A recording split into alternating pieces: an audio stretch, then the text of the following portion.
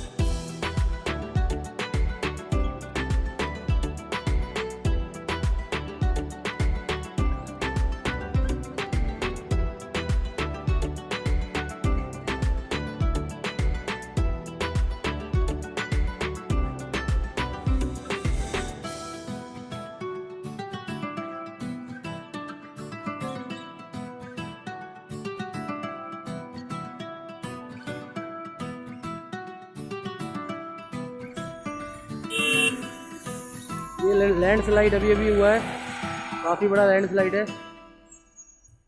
आपको जूम करके दिखाते हैं। अभी अभी ऊपर से लैंडस्लाइड हुआ है। ऊपर सारे कच्चे पहाड़ हैं ये, तो हम नीचे वाले रूट से जाएंगे।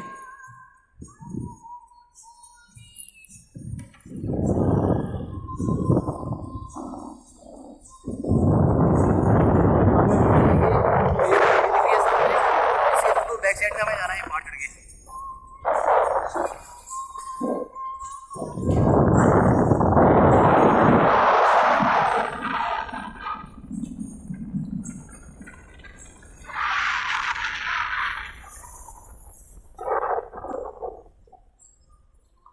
श्रीखंड महादेव, ये रास्ता बंद किया यहाँ पे एक्चुअली। श्रीखंड महादेव 2000 यात्रा है, और ये एक्चुअली रास्ता इधर को बंद कर रखा है।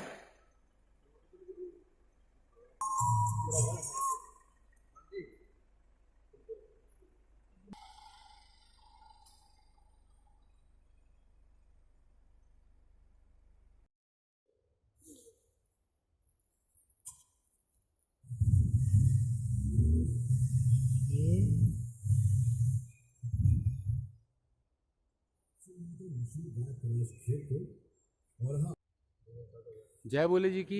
रामपुर से 20 किलोमीटर दूर है। थोड़ा सा आपको नज़ारा दिखाते हैं पीछे का। देखो, जय बोले जय बोले की। बोल शंकर भगवान की जय। जय वीर बजरंग। ये थोड़ा पीछे का नज़ारा है। जय भोलेनाथ। एक्चुअली सुबह हो चुकी है। रात का सफ़र बहुत ही अच्छा रहा। रास्ते में लैंड स्लाइडिंग थी कहीं कहीं पे, लेकिन रोड काफ़ी अच्छा है और मौसम ने भी पूरा साथ दिया। बाबा का आशीर्वाद से हम टाइम टू टाइम पहुंच पाए हैं। अभी सुबह सुबह रामपुर से यहाँ थोड़ी देर के रुके हैं हम, और इसके आगे का सफ़र तय करेंगे। जय भोले जी की। जय भोले जी कुछ कहना चाहेंगे? जय भोले जी की। रात का सफ़र कैसा रहा? बहुत सुंदर रहा, अलौकिक, और आगे हम इस सफर को भूलेंगे नहीं कभी। भूलेंगे नहीं, और बिल्कुल बढ़िया नहीं सफ़र रहा। भूलने देंगे हम किसी को। नहीं भूलने देंगे। और रोड भी काफ़ी अच्छा है यहाँ का, लेकिन लैंडस्लाइड था रास्ते में कहीं कहीं पे, इससे थोड़ी दिक्कत आई। बाकी कोई दिक्कत नहीं आई। बारिश भी कंटिन्यू रही, लेकिन ऐसी कोई दिक्कत आई नहीं। बिल्कुल टाइम टू टाइम है। और अभी मुश्किल से मेरे ख्याल से रामपुर के लिए 1 घंटा लगेगा। 1 घंटे पहुँच के हम 1.5 घंटे बाद यात्रा स्टार्ट कर देंगे। जय बोले जी की। भगवान की जय।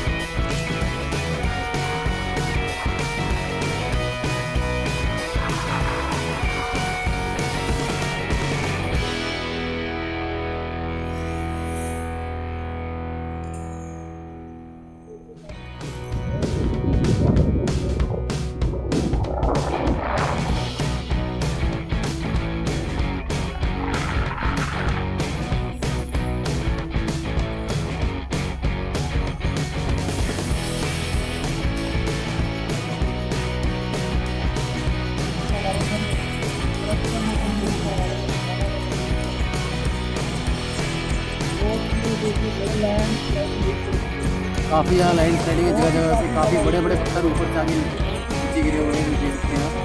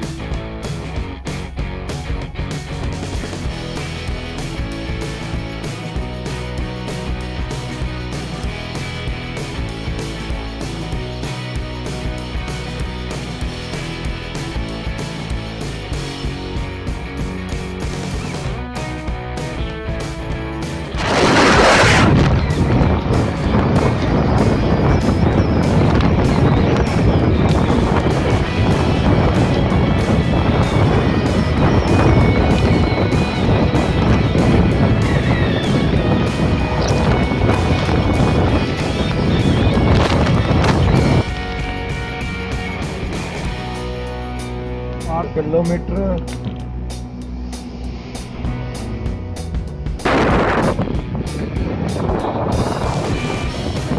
रास्ता बंद था तो हमने फिर ये नया रास्ता देखा है। उस नए रास्ते से यहाँ से ये रूट नया बताया है। अब यहाँ से मुड़ के